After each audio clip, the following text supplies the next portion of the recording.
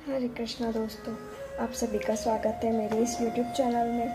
हमारी आज की चर्चा का विषय है कार्तिक मास। आइए जानते हैं कार्तिक मास के बारे में। जिस प्रकार सभी युगों में सतयुग, सभी शास्त्रों में वेद और सभी नदियों में गंगा नदी विशेष मानी जाती है, उसी प्रकार कार्तिक मास सभी 12 माहों में कार्तिक मास का अपना ही एक विशेष महत्व है। कार्तिक मास में की जाने वाली पूजा अर्चना आराधना अपने आप में ही एक विशेष महत्व रखती है। कार्तिक मास में किए जाने वाली अर्चना आराधना का भगवान विशेष फल प्रदान करते हैं। जिस प्रकार गंगा नदी में कई नदी नाले मिलने पर भी गंगा नदी का एक विशेष महत्व है, उसी प्रकार कार्तिक मास का भी एक विशेष महत्व है। इस वर्ष कार्तिक मास 29 अक्टूबर 2023 से प्रारंभ हो चुका है। कार्तिक मास में कई विशेष त्यौहार आते हैं, जैसे दीपावली, गोवर्धन, देवोत्नी एकादशी, बहुत सारे त्यौहार आते हैं और सभी त्यौहार अपना अपना महत्व रखते हैं। कार्तिक मास का ये महीना भगवान का सबसे प्रिय महीना भी माना जाता है।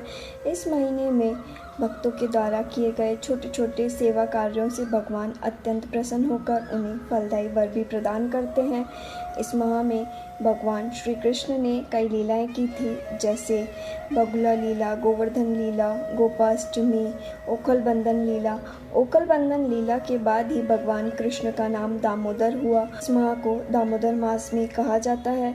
इस माह में दामोदर अष्टकम और गोपी गीत का पाठ करना, उनको सुनना बहुत फलदायी माना गया है।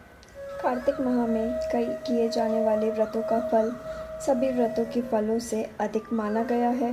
कार्तिक माह में प्रत्येक दिन दीपदान किया जाना चाहिए या प्रत्येक दिन संध्या के समय एक दीप तो प्रज्वलित किया ही जाना चाहिए।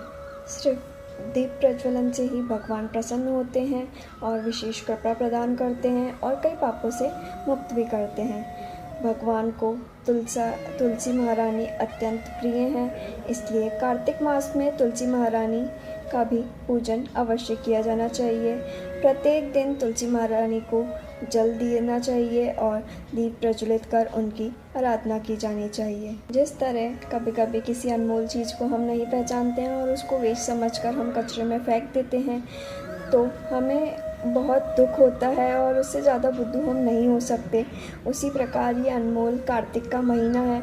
इस महीने में भी हम छोटे छोटे सेवा कार्य, दान पुण्य, मंत्र जप आदि करके कई अपने पापों से मुक्ति ले सकते हैं और कई फलदायी वर भी प्राप्त कर सकते हैं। कार्तिक माह में किए जाने वाले दान पुण्य, सेवा कार्यों, भक्ति का फल कई दान पुण्यों से अधिक होता है। तो क्यों ना इस कार्तिक मास हम भी सेवा कार्य, दान पुण्य, भगवान की भक्ति, तुलसी महारानी की सेवा इत्यादि कार्य करके अपने पापों से मुक्ति लें और अपने जीवन को आनंदमय बनाएं।